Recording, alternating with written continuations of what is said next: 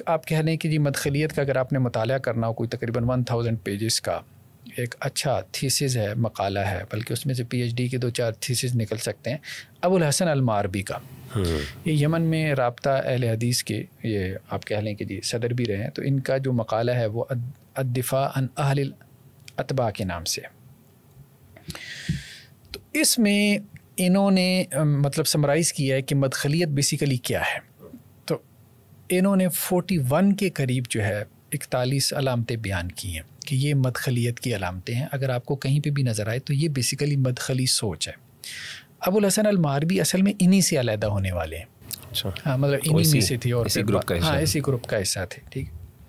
اور یمن میں سلفیت کے آپ کہہ لیں کہ بڑے لوگوں میں سے تھے.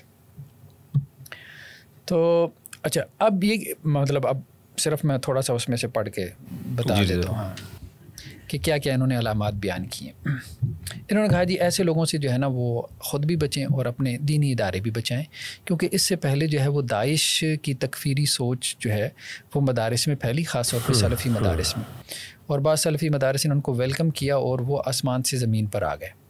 اب ظاہری بات ہے حکومتیں نے ان کے خلاف کارروائیاں کی، وہ بالکل ختم ہو گئے نا، ان کی ہسٹری ختم ہو گئی.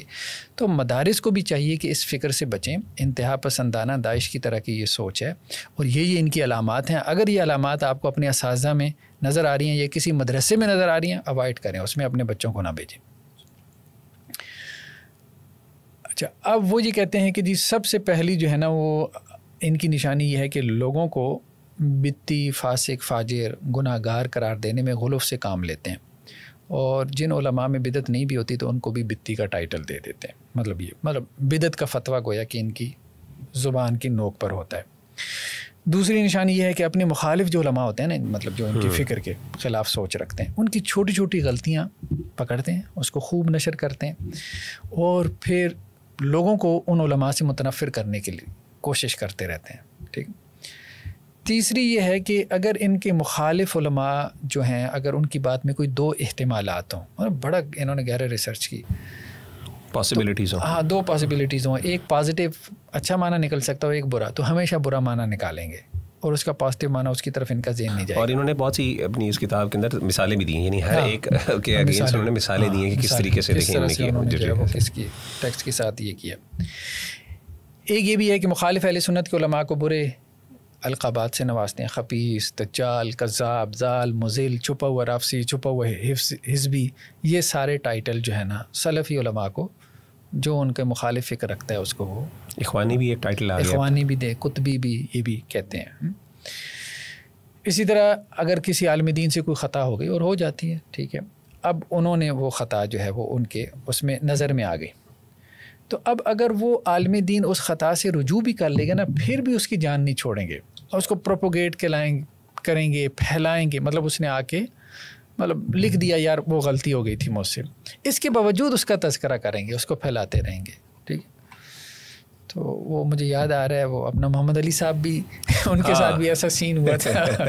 کوئی ایک حدیث مجھے یاد ہے، انہوں نے ذکر کیا تھا کہ انہوں نے بیان کی تھی اور بعد میں انہوں نے رجوع بھی کر لیا، بھی بنائی، سب کچھ کیا، لیکن اس کے باوجود لوگوں آج تک ان کو کرٹیسائز کیا جاتا ہے یا انہیں لائن حاضر کیا جاتا ہے. یہ دیکھیں کہ مطلب کیسے کیسے لوگ ہیں. ایک نشانی یہ بھی بیان کی گئی ہے کہ جی یہ کہتے ہیں کہ جی صحیح سلفی منہج وہ بس صرف ہمارے اوپر کھلا ہے، اللہ کی ہمارے اوپر مہربانی ہے، اور کسی کو نہیں پتہ کہ سلفی منہج کیا ہے. پھر سلفی علماء کو سلفیت کے دائرے سے نکالیں گے. ٹھیک ہے، فلانا حزبی ہو گیا، فلانا جو ہے وہ اخوانی ہو گیا، فلانا جو ہے وہ یہ ہو گیا، وہ ہو گیا، اس قسم کے ٹائٹل دے کے سلفیت سے نکالیں گے. پھر ان کی ایک نشانی یہ ہے کہ دینی علوم وہ تو حاصل کرتے ہیں، لیکن کہتے ہیں کہ جس نے دینی علوم حاصل کی اور تحریکوں کا رد نہیں نہ کیا تو وہ سلفی نہیں ہے. مطلب تحریکوں کا رد جو ہے یہ گویا ان کی امتیاز ہے. پھر یہ بھی کہتے ہیں کہ جی یہ جو قول ہے نا کہ جی کسی مسلمان میں خیر اور شر جمع ہو سکتا ہے، جو یہ بات کہے نا یہ اخوانی اور قطبی ہے، یہ تحریکی فکر ہے. یہ تو سلفی منہج ہے، میں تو سمجھتا ہوں. ہم تو یہاں تک قائل ہیں کہ کفر اور ایمان، شرک اور توحید بھی اکٹھی ہو سکتی ہے. تو یہ کہتے ہیں یہ جو جملہ ہے نا، یہ جو قول ہے نا کہ جی کسی کے خیر کی تعریف کرو اور شر سے جو ہے وہ ڈراؤ، تو یہ بیسیکلی جو ہے یہ اخوانیت ہے اور یہ فلاں. اچھا تھوڑی سی اس کی کلیئرٹی میرا خیال ہے کلیریفیکیشن دے دیں اگین بات آگے بڑھانے سے پہلے.